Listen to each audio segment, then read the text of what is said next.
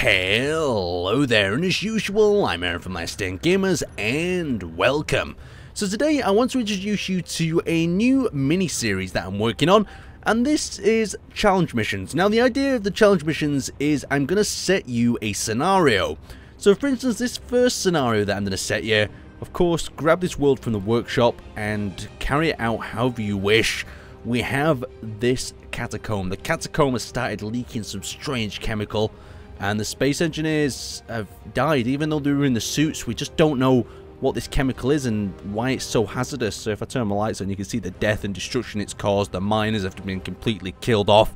But the thing is, there's these core samples that are actually lying around here, and we need to build some sort of recovery drone, not just to collect one at a time, but to collect all of these and bring them back outside. So that's the basics of this scenario, and I just thought it'd be something cool to do with you guys instead, to challenge you. So have a look in the description below, download this, and I'm just going to give this scenario a quick go myself. So if we head back out the tunnel, the rules basically for this scenario is you've got to remain outside, and you've got to load all the crates on your vehicle. So it could either be a rover. Rovers are a bit rubbishy at the moment. I tried doing a rover, and basically it was just dragging through the ground and all sorts of rubbishy things. So this one is not any simpler. I just need to remove a few more gyroscopes, and then I'm going to take it in. Right, so I've quickly set up my recovery machine. This is quite a simple little design. All we've got here is a piston, a rotor, and a landing gear, with the idea that we pick it up, we load it onto the back, and we move it out. If you had more players, or you wanted to do this as like a joint mission, then maybe one of you could designate as the pickup machine, one of you could be the loader, and between the two drones you could have quite an interesting little scenario going on. Anyway, let's pick this thing up and try to get it moving. I'm going to use it in spectator camera just to make it as exciting for you guys as possible. So there's a little bit of a twist. You can see how it's tilting to the left. That's because of the rotor on the front. So let's actually move this further forward, and I'm going to go to my onboard camera. That should give us an interesting perspective. The only problem is once it gets a bit dark inside, these Space Engineers cameras have this horrible grain on them that we all quite know about. So I'm just going to continue moving this through the tunnel. So ideally what I'm looking for in the scenario is a ship that is very simple, very compact, and also has all the great features to do this job efficiently. So let's continue moving through here. We'll turn it off and we'll catch up with our camera. So as our camera flies in behind us, we've just moved the ship to that position, and there we go. So we've got a number of different crates to pick up. Let's put our inertia dampeners back on, and let's try flying it in without twisting it over. Okay, so now it's in position. Let's attempt to pick up that first crate. So I'm just going to lower it to the ground nice and gently and turn off the inertia dampeners. So I've got basic controls when I'm in this mode. I just need to rotate this around. It should be quite a simple operation. So rotate that around the other way. My light should start coming forward as well so I can see what I'm picking up. So this is my secondary camera. So this is my actual pickup arm camera, so I can actually see that there's these crates to pick up. So as I scoot forward, it should connect, and then it's as simple as extending my piston. So I extend the piston out like that, and then I bring my arm up and around like so. And once my arm, I think, is far enough, let's just switch back to that camera, we should be able to see it drop off and into the back. So there we go. That's my concept.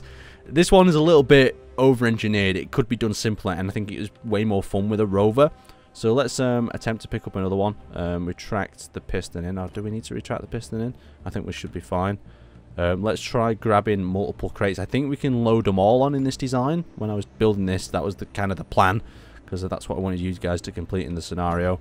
So there we go. We've picked up another one. Let's load it back on. Let's speed it up a bit.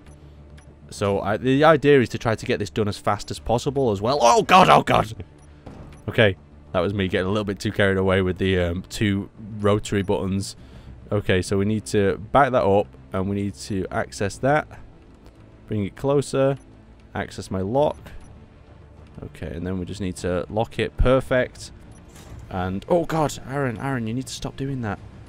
My fingers are so big, they basically clunk over the whole keyboard, and we seem to just destroy the buttons. Okay, there we go. We've accessed that. We can drop that back in the back. We've got another cargo container to the front, so let's lower that arm back down and try to collect this up when it's ready to lock. Come on, be ready to lock, please. Oh, yes, there we go. And we can rotate the arm back around, so that should be a number 3. Oh no, it's a number 2. And once it's in that position, we can lock it there and drop off. So that's 4 crates aboard, and it's quite a fast amount of time. So let's scoot the camera around. Let's have a look what crates we've got left to do. It doesn't look like we've got any crates over there. It looks like we've got 2 crates in this area. So let's quickly scoot around over there. So back to 9. Bring that around. Oh, ah! Oh my god, my rotors! Goddamn clang! Okay, so as you can see what exactly can go wrong if you don't do it right. And now I've just lost all the crates. So I'll try to... oh my god! Aaron, stop pressing that button! Oh, I've broken the end off, haven't I?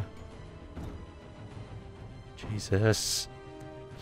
Okay, so a lesson learned from that is stop talking and just watch the controls on the keyboard. I started pressing 1 and 2 and I just overpressed them, and I should have just been a bit more gentle with the controls. So there is the outline of the survival. Please do it better than I did. Load up them crates, and once they're all loaded up, take your small craft and sail off towards the exit. So let's see, have a look. So once the arm's gone, you can see the arm's gone now. It's not drifting at all, the ship. They really need to address that. So there we go. We can head out of the little thing. Let's access a number 6. And we've safely came out of the cave with absolutely no cargo containers at all. So I would call that design a fail, but I think that design was more of a fail because of user error. Anyway, there'll be a link down to this scenario in the description below. Have a look at it, have a go, let me know how fast you managed to complete it, and give me some links to some of the cool ships that you built to complete this scenario as well. Anyway, I'd like to thank you guys for watching, and I'll see you next time.